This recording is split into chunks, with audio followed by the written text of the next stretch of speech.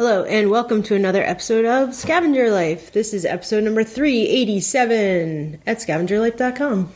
So lately, like this past week lately, we've actually been researching what it would be like to open a different kind of business. Yes. On top of eBay and on top of our rentals. Because we own this building in downtown, and we were thinking about, we've been different kind of businesses, something totally different from what we've been doing. Not eBay, not a junk shop, Yeah. The way I've been doing is I just go online and Google how to open this kind of business. And right. Like on a Reddit or on different forums. On a Kindle, ebooks. People just talk about their experience, and Yeah. it's all over the place. And, Right. I take notes and it's super interesting. Yeah. And one thing that hits me is that definitely most other kind of businesses are so unlike doing an eBay business, Right. Because, with eBay, for most of us, we get our inventory super cheap. It's almost unlimited. And also, we don't have business hours where you have to be or on call. Startup costs or employee costs. I mean, those things can be a factor, but when we started and how we encourage people to start, none of those things apply. Right. Like, basically, we even tell people, start selling stuff in your house. Right. You have a closet full of stuff. This friend of ours in Indiana, she was already selling on Etsy.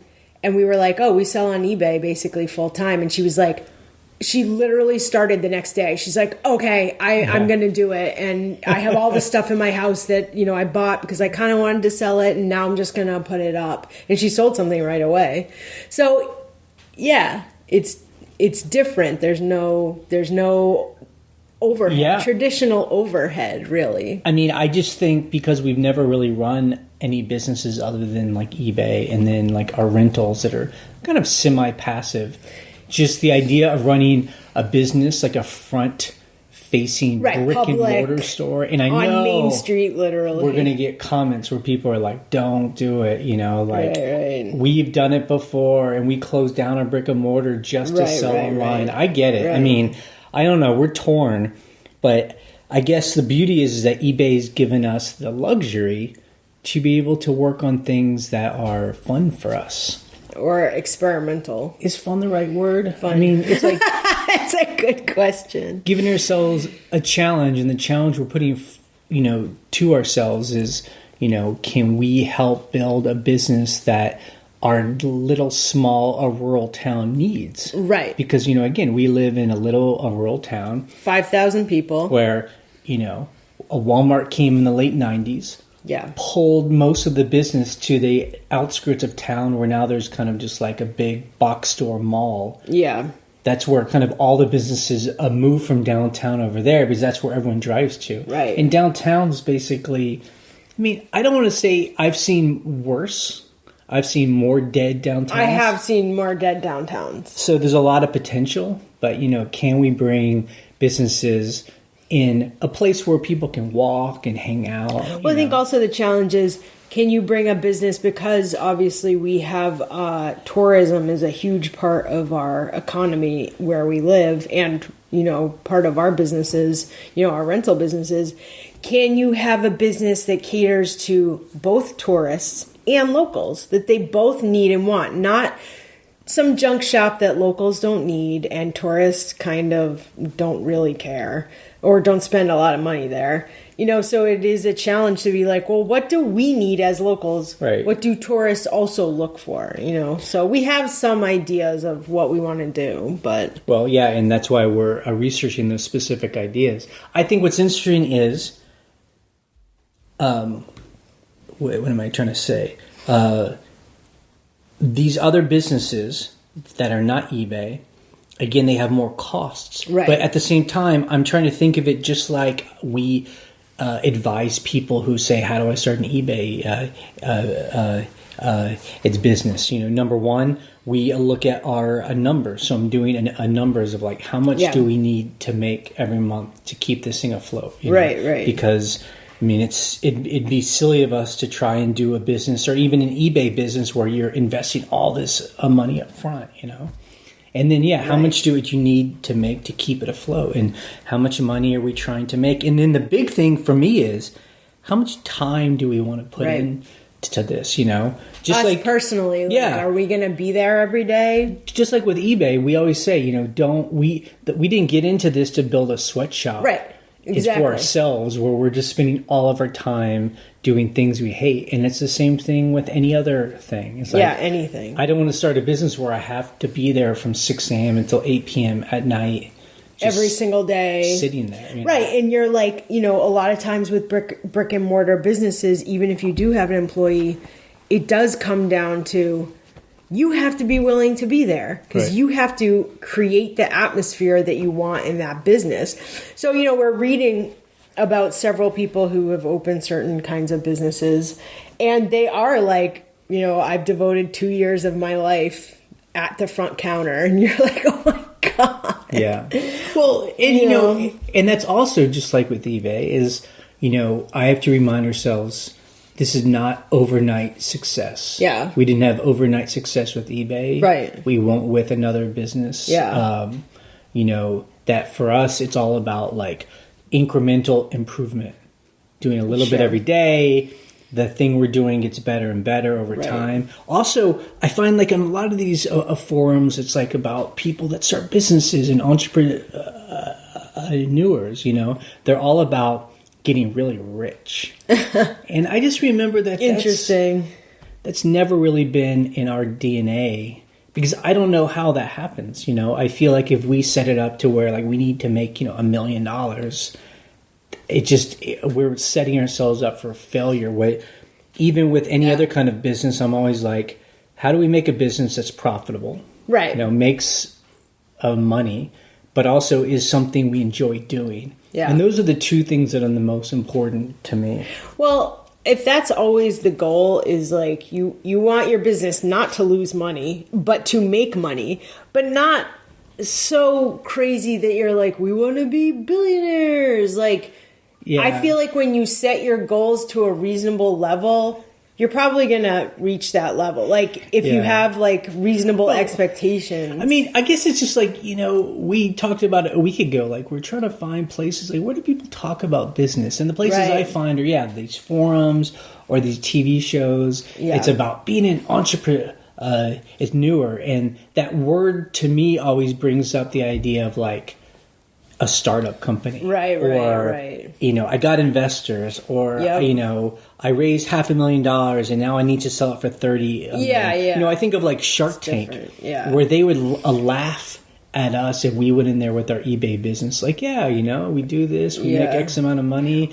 Our growth is like, doesn't really grow a whole lot. It's just kind of a steady state business, a thing we talk about. And I think they would laugh at us, you know, because like, that's not what it's about. Why aren't you trying to get bigger? No, not really. Because I mean, well, first of all, Shark Tank is for getting investments for ideas. So it doesn't really matter.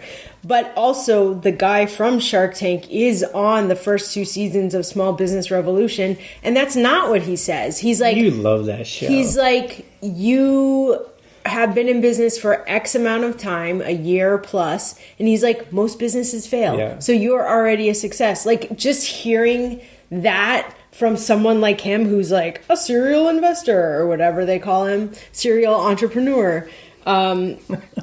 You know, you're like, he's like, people like that see businesses, how they work, and see when they're working. Not like, we have a business startup idea. Like, I think that people, especially us, need to separate those two things. Like, those are two different things. Those things are separate. I understand. I guess I just wish there were different words, you know, for those two kinds of things. You know, we're business people. We're small business people. Business I don't know. Yeah. Like, entrepreneur is a fine word, because you're like, we did create a video business, an eBay business, it's just an like Airbnb business. saying human. Like, we're all humans. It's just like, okay, but what kind of You're like, human yeah, are but- you? Like, are you an angry human, a happy human? You I know? mean, honestly, small business owner. I Yeah. mean, we own several small Yeah. businesses. I guess that's why I like that term that we came up with, steady state business. Yeah. You know, building a business that's just like steady It's just state. like moving Like, on its own. It's okay that it's not making $1 million every year. It's not growing 20% Right. year on year end. Yeah. What's your Q4 number? What's your ROI? Yeah. Yeah. Anyway, Right. I hope some of that made sense. But, you know, I guess the reason why I bring this up is I feel like in this process of thinking about opening a business, especially on our main street, it's like we're starting all over again. And I think I kind of forgot what it was like when we started on eBay. But it's really the same, it's process. Right. They're different. It's a different equation because of hours and possible employees and, Yeah. you know, all that stuff. But it's the same idea of like, you know, how much do we have to put in Right. and how much can we get out? You know? And how do you who runs the day to day? Right. Like, you know, thinking about that, like, are we there every day? Are we there with someone? Is someone only there? Right. You know, like, and yeah. you know, also like how scrappy can it we be doing Right. this? You know? Right, exactly. You know, because that's how we did it with eBay. We did not put a lot of money into the business. You know, we started from nothing. We used what we had around us Yeah. as far as storage and Yep. buying things, and then grew to where we have like an actual building, Right. where we invested in, And we have employees, you know. And I wonder if we can do the same thing. Right. Okay. Good talk. People are going to be like, "What are you planning?" I don't want to. Yeah, no, real quick. We're still so in the early stages. I don't want too much input from other people because it's like, Yeah. we're still talking. We're still talking amongst ourselves, Yeah. honestly. Okay, this week on eBay, our week was normal, Yeah. but also underwhelming if you if you're expecting a whole lot because of Black Friday, Etc. I think for us, we said it a week ago, our kind of inventory isn't what Black Friday shoppers are looking for. Right. Weird little vintage things. I think, Used shoes. yeah, people were focused more on electronics. Well, what's so funny on Black Friday? Well, okay, so there's Black Friday, there's Small Business Saturday, which is awesome. But the funny thing about Small Business Saturday on the front page of eBay is I was like, oh, I hope they're like featuring small people like us. No, they're not. I mean, they might be featuring smaller sellers, but they're selling all new stuff. So, you know, because, of course, you know, the front page of eBay is not going to show you brand shoes. new phones and TVs and electronics and Yeah, but the I Oculus Go. I was like, you know, it would be so awesome if like a couple of our like scavenger stores got featured for like an hour and you'd be like, When is it I got open? so many sales. Yeah. I know, no, you That's know, fine. I'm just, you know, saying. Okay, so our week we sold 38 items, which when I think about it, I'm like, that's it? 38 items? You know, we walk into a thrift store and easily walk away with 38 items in and one pay go. easily under $50 for Yeah. those items, you know? Yeah. But you know what those 38 items got us? How much? Almost $1,600. Okay. That's incredible. Good. That's incredible That's to incredible. me. Like, Yeah. if you think about that, you know, all those times we go into a thrift store and we're like, oh, grabbing. And then like, holy moly. Well, you know, like our yeah. average selling price was $40.62. Okay, things were a little bit higher, yeah. Some high. That's pretty good. Yeah, no, that's great. Well, so Cyber Monday is on Monday. So that's like the most ridiculous name. You're like, did they come up with that in like 1999? Probably.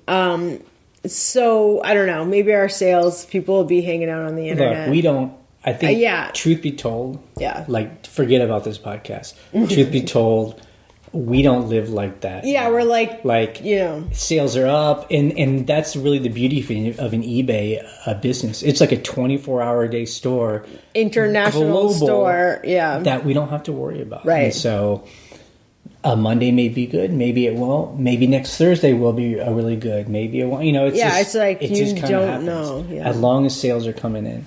Okay, things we sold.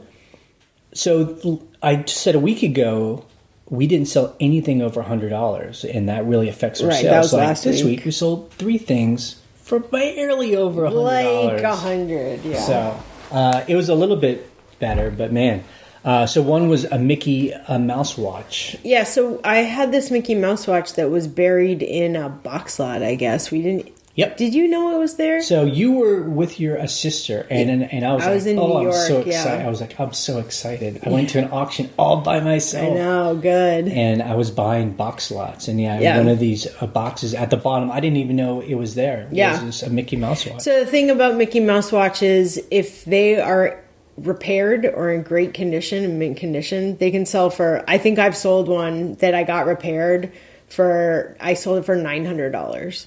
So I was so excited about this. It was broken. The band had some wear, but it did come with the original box. But also these watches, because they're a vintage, the good thing is they have a number on them, and you can Google that a number, and some of the models will come up, are more expensive than others. And we Googled it, and this one, even if we got it fixed, it's not that old. Like it wasn't as the ones valuable. that are valuable are generally the ones from the 30s and 40s.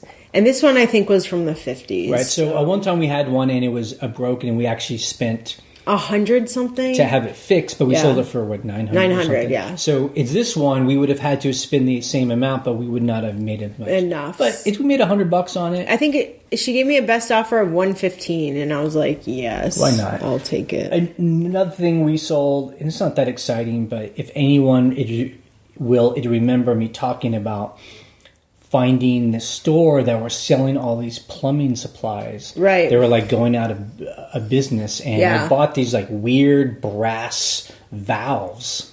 Oh yeah, but so random. But they're like commercial size valves for like an industrial city sewage system. It's one of those things where I saw them and they were they? relatively cheap. They were like $10 to $30 each, and I Googled it, and they sell for like $500 to $1,000. So the bigger ones sell for. So I went all in. I think we spent $500 on all of them. We did sell one a while ago, and we just sold our second one. This one was smaller, so it only sold for $100. But this is an example of because I talk about it, being willing to spend more money on something to make more money on the end. And I got to remind myself, it's one of those things. I went all in. Yeah. I spent $500. Which is a lot for us. I'm hoping we sell each one for between $300 and $1,000. Right. But man, we've had them for a year now. Yep. It's slow. They are. Talk about Longtail. But what's funny is this one, there are a few global shipping program sales this week that were in places that I don't think I've ever sold to through GSP. This one was to Taiwan. Really? Yeah, so that's in global shipping program. So I just shipped it to Kentucky. Yeah. Obviously, I double boxed it and bubble wrapped it and used peanuts. And the other one was Hungary. Somebody bought a pair of hiking boots in Hungary, and then someone yesterday bought a piece of vintage luggage from Israel. So it's kind of cool. Those are in global shipping. I've never seen Israel in global shipping, which I think is great because I think there's a big market over there, I think that's awesome. And just talk about peanuts. I bought a peanut dispenser. You bought? Hey. I put the offer in. Let's just say it was a team effort. I was the initiator. Yes, I wasn't going to get and one. the driver. Yes. The one giving permission to make her life luxurious. Right. And we bought a peanut dispenser. It's like those ones that you see in mailboxes, etc. We need to install it. It'll hang up by the ceiling. And then it has this clip thing that you unclip and it lets them out, and which is great because they're such a pain to get into a box. The only issue that I have so let's just say this, they're $170 at Uline plus shipping. This guy on eBay had it up for $75 free shipping, best offer, and she's like, buy it, and I was like, I'm gonna see if he'll take $50, and he did. And it probably cost him $20 something dollars to ship. To ship, because he shipped it UPS ground. That's great. But so the thing is, it's huge. So I'm a little bit worried about how, because we want to put it in my office because I need it to be right where I'm shipping. So I'm a little bit worried about how we have a tall ceiling. We have a tall ceiling, and it's in a corner where there really isn't a whole lot going on. Yeah. And I think this is an important, valuable tool that demands the real estate. So I think it's fine. Yeah. I'm excited for it. We'll see. We're going to install it this week. That's our life. You sold a little pendant, like a little metal pendant. This thing, how much did I sell it for? $20? $18. $18. This was just like a little pendant about like, I don't even know. About the size of a dime. It's tiny. Just some random, like some association community group. It's random. It was kind of an agricultural like fraternity or something. But it's a good example of, again, those things that you find at the bottom. It was at the bottom. It was in like one of those bags full of like weird small metal stuff, like an old key and a pendant. And I was like, I'm just gonna try because this has all these words of associations and fraternities. And we were talking about it on the forum. Like, should you just pass over that stuff, or even if you buy it at an auction, should you just get rid of that stuff? It's low dollar. And the thing is, it's just like we list it because we have it. You know, I'm like, it's here. So it's 2 photos. It's probably 3 photos, right? So you want to try to at least have 3 photos. It sold within a week for $18. This little piece of garbage, like almost piece of garbage that I almost put in the metal recycling at my house. Let's say this.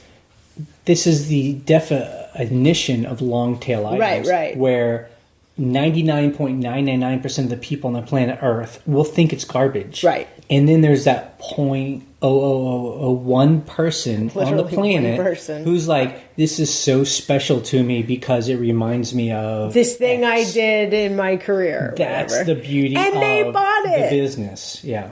So one other thing real quick, we sold a handmade shearling jacket. Yes. It was like corduroy on the outside and then shearling wool on the inside and on the collar. Now we sold it for $100. Right. We listed it and it sold, really soon. Yeah.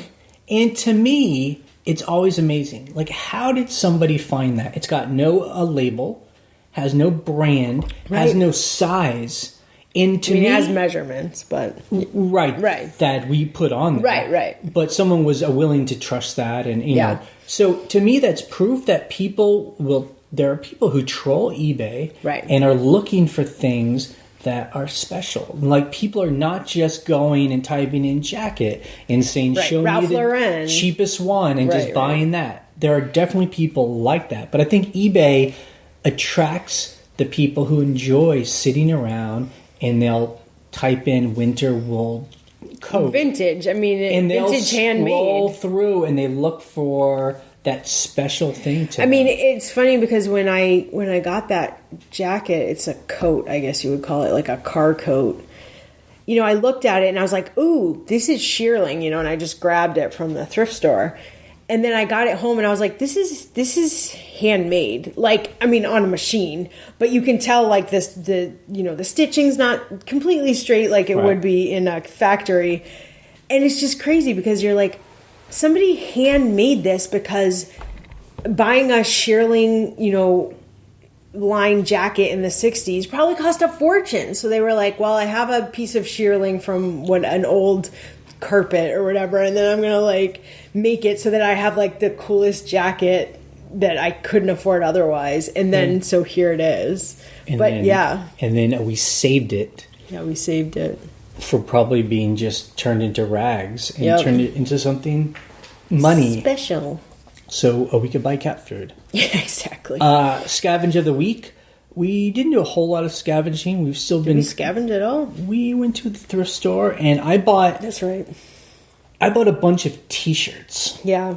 So this is a good example, kind of goes to something, again, we were talking about in the, its form of buying low dollar items. I've been going back and forth. Like, I have this fantasy. Yeah. I want to go, be a big shot, spend a lot of money on expensive items and sell them for $1,000, Yeah. But, so we go to thrift store. There isn't a whole lot there, but we're there. So we're finding some and stuff. so I'm like, okay, let me just go through these racks of T-shirts. And I just went through, spent half an hour or something. Yeah. And I pulled out maybe 15 T-shirts that I think are just cool. And like, tell me what cool means. I don't know. It's just things that look interesting. Yeah. Vintage restaurants and, right. you know, just things. And they're basically almost free. Yeah. Because the one we go to, you can fill a bag. A bag, yeah. And then, I don't know, maybe some will sell for $30, but maybe they'll just sell for $15. And it's just like, why pass those up? Well, it's sort of like, it's like what fills in the week sometimes. Like if you look at our solds this week, there's a ton of clothes. There's regular pants. There's like, you know, regular just like walking shoes, you know, it's stuff like that where you're like, if we weren't, because for a long time there was a period of time where we were not buying clothes and we could feel it. I think we could feel it in our numbers where we were like, that is like the buffer between the art and the furniture and Mickey Mouse watches. Right. So that's like the in between, like we say, bread and butter. Right. And we have an eye for it at this point where, yeah, I can go through an entire rack of T-shirts and be like, yep, nope, nope, nope, nope, nope. Yes, maybe, you know, like really fast, you know, you're just like, yep. you know, community marathon, you know, T-shirts, you never buy those, like never get them. Nobody cares about those. And sometimes we're we have so many T-shirts on sale. Oh, and like no one's buying them. But then, we're like, why are we buying But then we'll go through a week and we'll sell 5 T-shirts and you're like, well, that really helped my numbers this week. So on the forum, we're having this good conversation where people, especially, it was started by some new sellers who had been selling for under a year, I think. And they were like, you know what?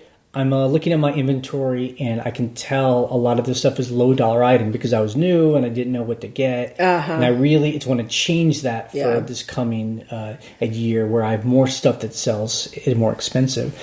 And so Simplico. You don't know I mean, it's like these people on the forum who I feel I know so well, but I've never said their name in like out loud. Simplico. I think it's from Canada. They said that, and it's true, cradle to grave, on average, a single item will take about 30 minutes of time to find, process, a list, store, pick, pack, provide customer service on. So anytime we go to a thrift store, that's a good thing to keep in mind. Yeah. As soon as I pick up an item to put in it's my bag, I've got to think, this is going to take 30 minutes of our life. Of our and our employees' life. Basically. You know, combined. People can argue like, oh, I can do that in 5 minutes. But really, if you think about it, the whole process. All the times you're touching it. Yep.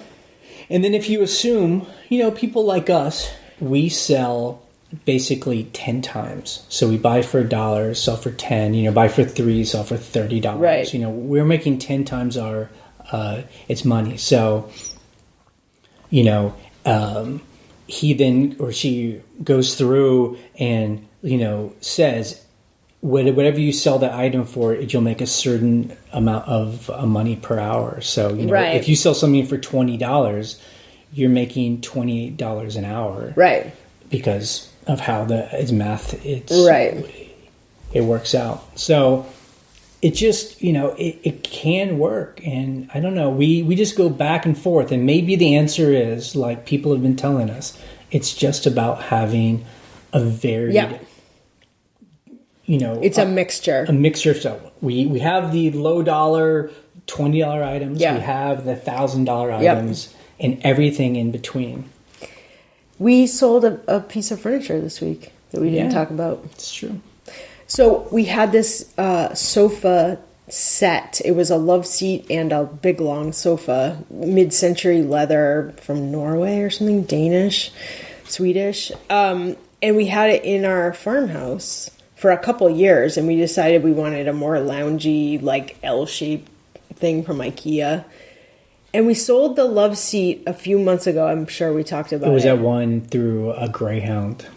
No, we didn't sell the love seat to a Greyhound. Right. That was a trunk. Remember the woman, she drove from North Carolina up here to get this. Right. I think she bought it for $900, which is amazing. I was like, it was in really good shape. The love seat was in pristine condition, so that was perfect. But the long couch had some damage, and we could not sell it. And I had it on Craigslist forever, and I finally relisted it on Craigslist last week, and somebody was like, I want this. It was for $300. And we were like, you know what? We're even going to deliver it to you if you pay full price. Because he's like an hour away in a town that we needed to do some stuff in anyway. We were hungrier than him. Yeah, we were.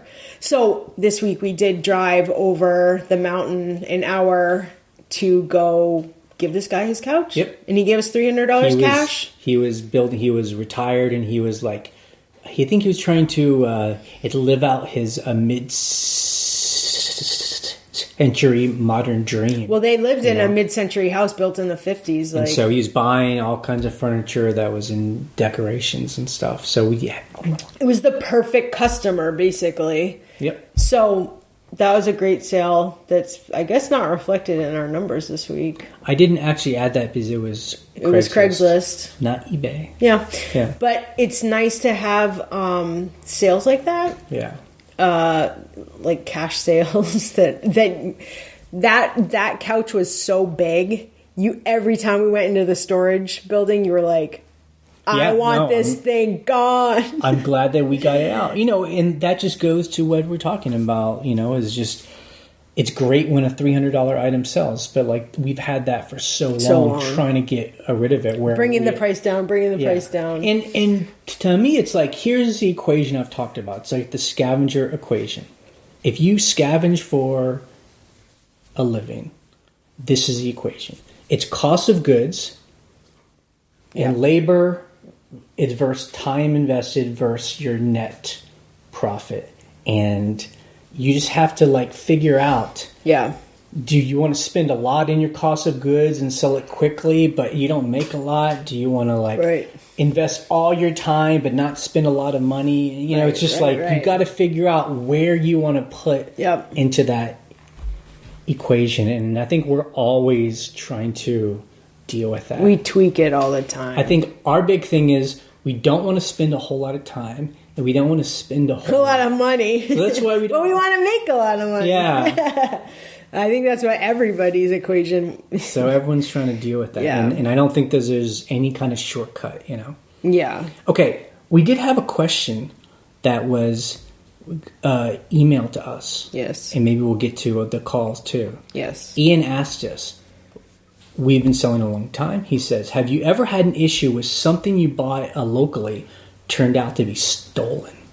He says stolen. He says for himself, he's never done that, but he sees these really, really good deals on his local, probably it's Craigslist and Facebook, and it makes him wonder. Did they steal this stuff? Is this just stolen? It's a good question.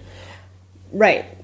I think for us, it's hard to say. I can't think of anything that I know was stolen or that I felt was stolen. And also the stuff we're buying, like I'm not buying iPhones or laptops. It's like... I think that's the kind of stuff that I would be more wary of, is if we were dealing in electronics or like... Well, when I look for iPhones, stereos. If I'm searching for iPhones for us, if we're upgrading, I look and people will be like, oh, it's, iCloud locked, can't get into the phone. You're like, where did you get this? To me, things like that are stolen. Yeah. But yeah, I don't know. Like with the stuff that we buy, there's no way of telling. And most of the stuff is not electronics. Most of the stuff we're buying is in person. Right. So we see the person and we see the stuff that they sell. And normally, they have a bunch of stuff and we're buying part of that. Or if we do buy on Craigslist, we're buying like furniture. So we're going to their house. Stuff, yeah. But I'd love to hear what other people think. If you're a scavenger and your specialty is iPhones or something or expensive phones or computers, are you seeing, I just think the possibility of stolen vintage old stuff is low compared to, like you're saying, the newer stuff. So it depends on what he's looking for to buy, Right. Okay, so let's answer other questions that we've kind of been hoarding for the past couple weeks. We will listen to all those. Hi, Jay and Ryan. I just really love listening to your podcast. It's so funny how I got into you guys. I used to listen to Shampoo and Booze because I run an Airbnb myself and I loved it. And I was like, no, you're stopping this podcast.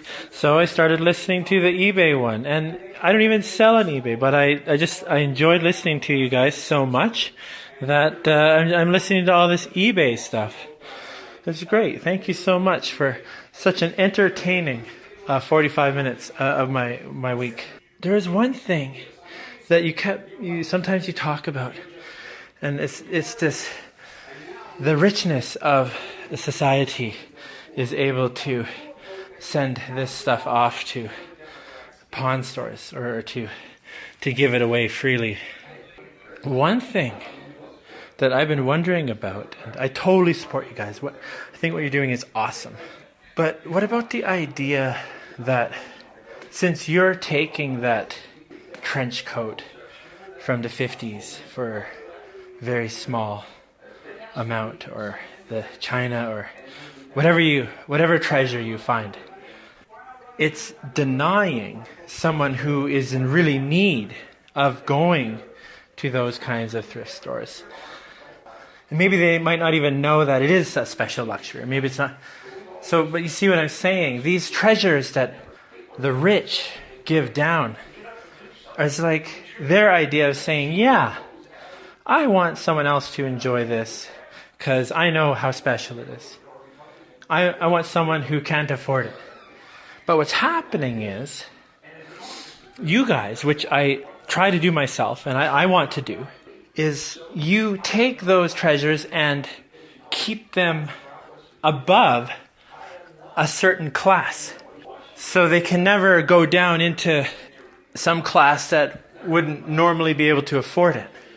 Just something that I've been thinking about, and I finally got around to wording it. And but like I said, I'm trying to do the same thing just because I'm so inspired by you guys. I look for things. Maybe I'm thinking like children's books or board games that I'd be able to sell nicely.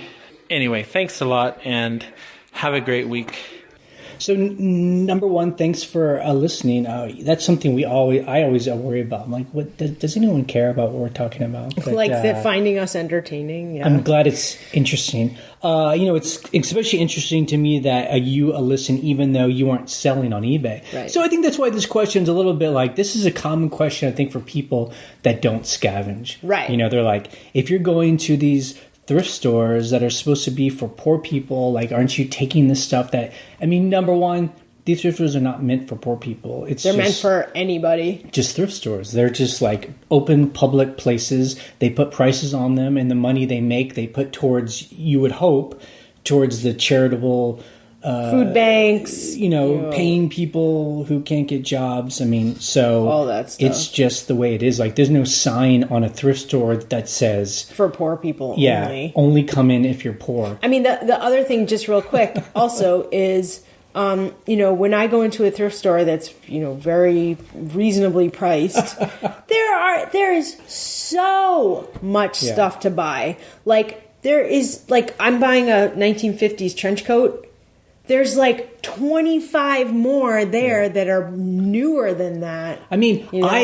And oftentimes the people who are poor are not trying to look for vintage mid-century style. I would not condone this behavior, but it is amazing to me that there isn't some kind of subculture in America who is about we don't wash clothes. And what they do is they go to thrift stores and buy some clothes for the week. They wear them and then they just throw them away and then just buy them all ones. Again. And that's ones. Cheaper than buying a new clothes and washing them. Exactly. Because that's how much clothes are out there. You could probably never spend a dime on any clothes out, only wear free clothes and just throw them away. Right. Because there's so much of it. If you've ever stepped into a Goodwill, I don't know if you're from the United States or not. I can't tell from your email. there are warehouses. The next big city to ours has 2 of them. Right. 2 in the same city. And they're both warehouses. And they're both Goodwills. Plus they have like 10 other thrift stores. Like, there's just...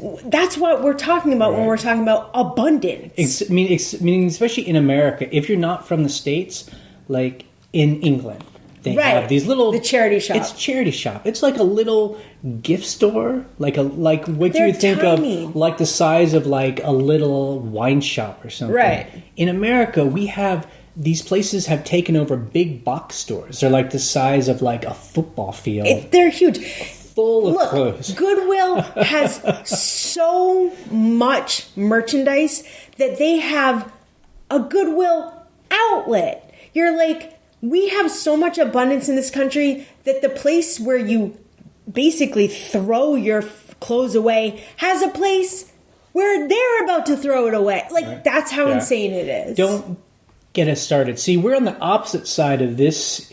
It's a question of like, aren't you worried about taking away from poor people? For us, it's more about freaking out about all the stuff we can't get that gets thrown away. In the garbage, in the landfill. Because people are not actually scavenging, but instead buying brand new things.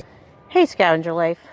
I'm in my backyard raking some leaves and catching up on your podcast. I think I'm about 3 or 4 behind, but you guys were talking about taking it to the next level as far as acquiring more expensive things to sell online. And you guys were kind of going back and forth about it, trying to figure out what you would like to do next. It seems that Ryan is hesitant about spending that money, and Jay, you sound like you're ready to make that next step. I was wondering if you guys considered taking your eBay business that you're working with now with over 8,000 submissions and making that run by employees only, and then making your rentals the money maker, and then taking that money, or the money that's being run by your previous eBay shop, taking one of those accounts and using that as your new higher end shopping amount. Like basically one runs on its own, and then you acquire money from that. You get your Airbnb rentals running semi-autonomously, and then the money that those acquire, use that for your next step, which would be experimentation on higher end goods. That's just an idea. You guys are great. Thanks a lot. Okay, good question. So, any of you who don't know, I've been talking about like, can I go out and spend, $50 on an item and sell it for $500 instead of spending $1 and selling it for $30? I'm not going to talk about it. It's much more. I just need to start doing it if I'm going to do it. Yeah. But yeah, she has an interesting idea. We've actually are kind of doing our businesses the way she's talking about, where we're trying to get our eBay as automatic as we can. Right. Our Airbnb, and our Airbnbs are basically, we'll go away for a month and they run themselves. So, yep. And they are a big money maker for us. And, our next step is right now we have employees who take all the pictures for our eBay and write our listings. Our next step is to teach one of them how to ship. So yeah, that's a pretty big deal. That's a pretty especially big, finding stuff. That's a pretty big thing for us. So we're working on that. That's going to be a 2019 thing. But I think for us, we're just slow. I think that's the key. Yeah. If you want to understand who we are, we're just slow people. Like we have an idea, we mull it over, and we talk about it kind of a lot. And think it through. And then we eventually when it feels right, we'll make it happen. Yeah. So, I mean, honestly, it doesn't really matter where the money comes from, because whatever business we're making money on, that's where the money comes from. And it's not delineated. And I have a feeling it's going to be a 2019 thing, and I have a feeling it's going to be kind of my thing. Yeah. Yes, it will. I'm going to go to the auctions myself and spend the time to figure out if I can buy more expensive stuff, and then bring it home, and you'll help me try and sell it, and we'll see. Yeah, I think it's better that way. Yeah. Auctions stress me out. I think the main thing is, and like we talked about in the first part of the podcast, we don't want to make this something we hate. Right. So if you don't like the idea of going to auctions and spending, being there for 8 hours to get to the good stuff, then I should be the one doing it, Exactly. Hi, Jay and Ryan. This is Anna from Georgia. Thank you so much for always taking our listener questions. I have a couple of those for you today that are just based on curiosity. The first one is, I was wondering if you could tell us kind of what your benchmarks of the numbers of your inventory have looked like over the years. Like, how many items did you have at the end of year 1 versus year 3 versus year 5? I'm just curious what your growth has looked like with regard to your inventory numbers. My other question, as a fellow podcaster, is just what software and stuff do you use to produce your podcast? Because you guys sound great. And really, I'm just curious in a nerdy way about that. So thanks again so much. You guys are the best. She didn't say what her podcast was. Yep. We're always trying to find brand new podcasts. I want to know what your podcast is. Okay, number 1, our benchmarks. We've always said our first goal was to get to 500 items. Right. I thought, can you imagine having 500 items in our store? It just seemed unbelievable. And then we hit 500, and then we were like, well, now we gotta keep going. 1,000, and then let's do 2,000. Right. I think the first year we were at maybe 300 items. Yeah, it wasn't. It was within, we started 2008. We got this house. By the end of 2010, I think we were hovering about 2,000 items. I think so, yeah. Because we went into overdrive because we had to pay to renovate this house. And then from there, it's just a blur. I honestly I was not keeping track. After 2,000, because at 2,000 items, we were basically making enough money to pay all of our bills from eBay. Right. It didn't happen overnight. It took time. Yeah. And then after 2,000, it was just basically applying the same principle again and again and again. And we've just grown in the past 8 years from 2,000 to 8,000 items. We've been hovering at around 8,000 items for a while, a couple of years now, because we list about as much as we sell. Well, and when we got an employee, we I think we almost doubled our inventory because we were able to not do that part. I just had to list. Well, that was the big jump for us, where we went from 5,000 items to 8,000 items, right, because we had death piles galore. We were living in eBay, a death pile. And I know people can understand that. And then we were willing to hire someone to take pictures for us. Right. She spent a summertime. She went through all of our death piles. We then got a big storage building behind our house. Right. That was a big investment. So we got everything out of our house. Yep. So that's kind of where we're at right now. Right. And so we can grow our store to 10,000 items within the anchor subscription before we would start having to pay more per item. Right. So I think that's our limit. 10. Yeah. If I felt we could make more money, it wouldn't be a limit, but why don't we allow that to be a limit? Right. And then as far as podcasting, we are how you see those podcasters and they're on a YouTube or something. They have nice microphones. And it looks like they're these mics from the 50s, these beautiful radio mics, and they have these headphones. We're not like that at all. We are sitting at our kitchen table. We have our computers open, and we have a little thing called It's called the Zoom Audio. Now, we only have the Zoom Audio. It's an H4n. We don't even hook up any mics. We just use the onboard mics because that's part of our video business. Right. So I have we known owned it to otherwise. even buy it, right? And we, turn off our fridge, we turn off our fans, we don't have AC. So we turn off things that have noise. Yeah. So we hope it sounds good. I'm glad you're saying it sounds good. It doesn't, when we're on the road, I just use the voice recorder on my phone and try. There's been times where it sounds really bad. Very often we'll be sitting on the hotel bed. Right. And we'll have a cup in the middle of the bed with the mic pointed up with the towards phone us. in it, and we just kind of lean over and we're talking to it. And that's why sometimes it doesn't sound so good.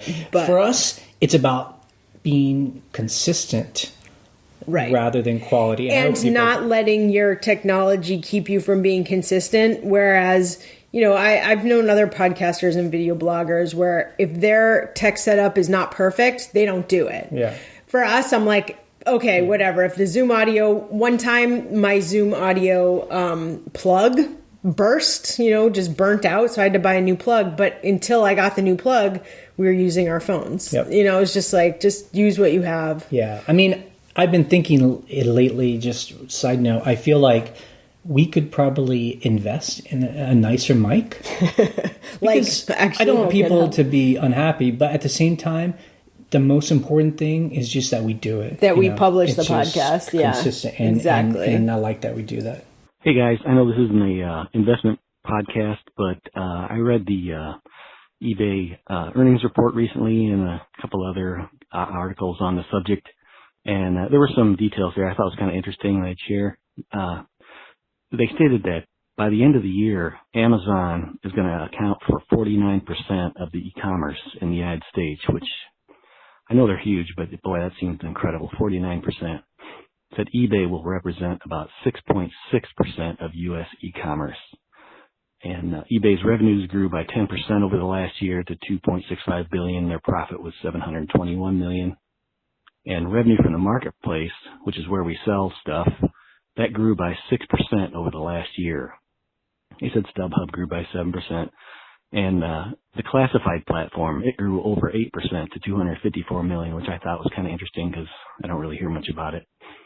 And the eBay active buyers grew by 4% over the past year. And they stated that eBay has an agreement with Square Capital where eBay sellers can get loans ranging from $500 to $100,000. And they also talked about the new payment program, how it's integrated with Apple Pay. And they stated that 12% of the iOS transactions on Apple devices went through Apple Pay.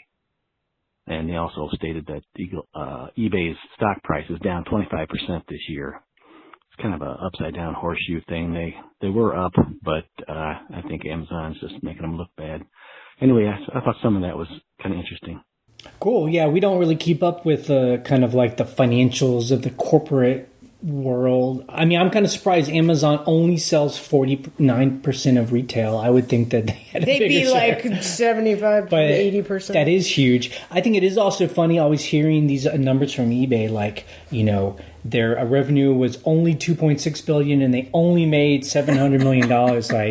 Like people always say, "Oh, that's all they made." I'm just like, that seems pretty good. Like that's a pretty good business. And again, it goes back to my idea of like a steady state. It's business, like in the stock market world. Like, can you imagine just making the same 700 million year after year? Like, you're a failure. Like if you're not growing your business. Yep. I think also for us, again, focusing on the weirder vintagey items, eBay's perfect for us, and so Amazon can keep growing their market, but I don't think they're ever going to eat into the kind of things that we sell.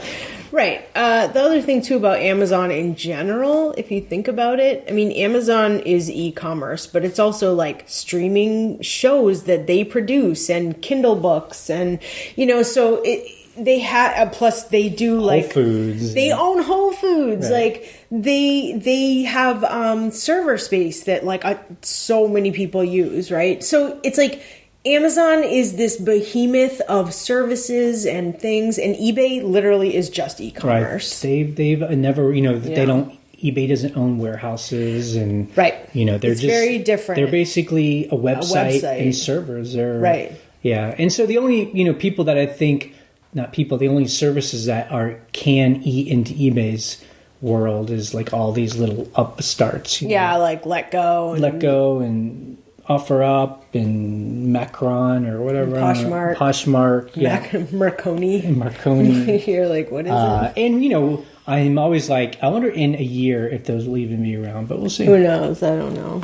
Hi, Jay. Hi, Ryan. It's Dave calling again from Michigan. I called last week, and I was the one who found the gold in the storage unit and was going to answer Jay's question about the percentage. And I bought 10 units in about 11 months, and of those 10 units, one had $4,000 worth of gold in it, so 10%. I doubt I'll ever find another locker like this, but what I do is I only buy them cheap. Like the other locker I bought the same day, I goofed up. I really didn't want it.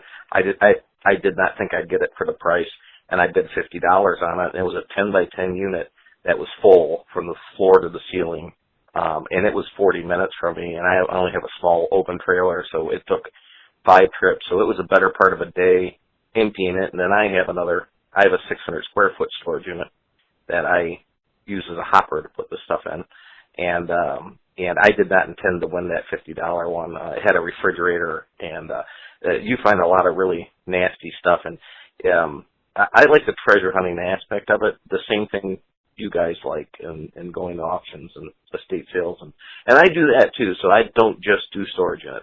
I go to storage auction treasures and Locker Fox, and I keep an eye out for ones that are going to sell really cheap. And I love the ones that I get for $10 or $20 that I can grab in one load, and because then it's like buying a $20 lottery ticket, in my opinion.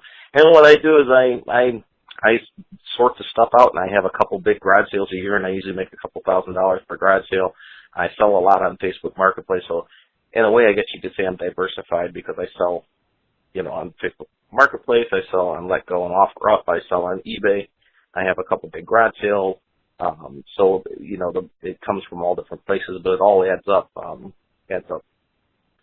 to a lot more than I ever made working a regular job. I stay at home with my 4 kids, and my wife's an elementary school principal, so that's the story there. I wish they could all be like that, but I do find a lot of cash in clothes pockets, gift cards, and I found $125 in gift cards in the same locker I found the gold in, which I sold on Card Loop for $90 for cash. So I love it. I love digging through other people's stuff. There's I don't want to call it voyeurism because it's not really that, but I guess treasure hunting is the polite way to say it, but it's just fun going through boxes of people's stuff. So anyways, thanks. Bye. Cool. Well, I love that story. So, he had called before and was like, I found a locker and I found a bar of gold or something and sold it for $4,000. Right. And I was just kind of like, yeah, but most storage, I always like to give some perspective. So I'm glad he called back and was very open with the fact that he had bought 10 storage units and only one was like a big payoff. Yeah. And then talked about the amount of work it takes. To me, that's why we don't go for those storage units, because you're not able to see them, go through them. You're not even allowed to walk in them, yeah. And you hope, and most of the time it's just a lot of trash. Right. It's amazing he was able to buy them for $50. That's incredible. I guess I haven't been to enough of them, the ones we have been to. I mean, people are buying them, and they're like $500 plus. And you're like, we don't even know. And I'm like, that's gambling to me. Yeah. But, that's cool. It's definitely probably a lot of surprises pop up. Yeah. I also like the fact that, he says he does a lot of different things. And to me, it just sounds like he's a true scavenger in the sense that he's just scavenging in ways that are fun for him. Right. So he does yard sales, and he, buys storage units, and he buys online. Well, also what he's saying is his life is flexible enough that he stays home with the 4 kids, and his wife, he said, is an elementary school principal. So that is awesome that he's like, okay, I'm here, I'm working, I can take care of the kids while my wife is working, and then, so, that's cool. It's that extra income that's helping. It is very cool. And, it's cool. I think if you got a bunch of scavengers together, I bet conversations would always be on people's home runs. And so if like an outsider came and heard that conversation, they would think, oh my God, these people are all finding like riches, gold bars and paintings and like things that sell, you know, like we always get a new person that'll pop up in the forum every couple of months and they're like, I found this thing, I sold it for $20,000 at an auction. But then if you dig down, they're not doing that all the time. It was just like a one-time thing. Yeah, so or it's rare. That's why we always talk about the bread and butter is what pays the bills. Those old T-shirts. Okay, that is it for the podcast today. You can check out our blog at scavengerlife.com for the links we discuss and to join the conversation on the forum. If you want to join the forum, you can register. And then you can email us and tell us that you are a real person. And that helps me not mark you as spam. Our email is thescavengerlife@gmail.com. You can leave a question or a comment on our voicemail line. The phone number is 540-407-8486. Or you can, again, email us a question if you record it on your phone. We post an episode every Monday morning. On Wednesday, we post a What Sells video currently being brought to you by Stephen Schultz. You can subscribe through iTunes or YouTube so you'll always get the latest episode. We are ending this podcast in 3, 2, 1.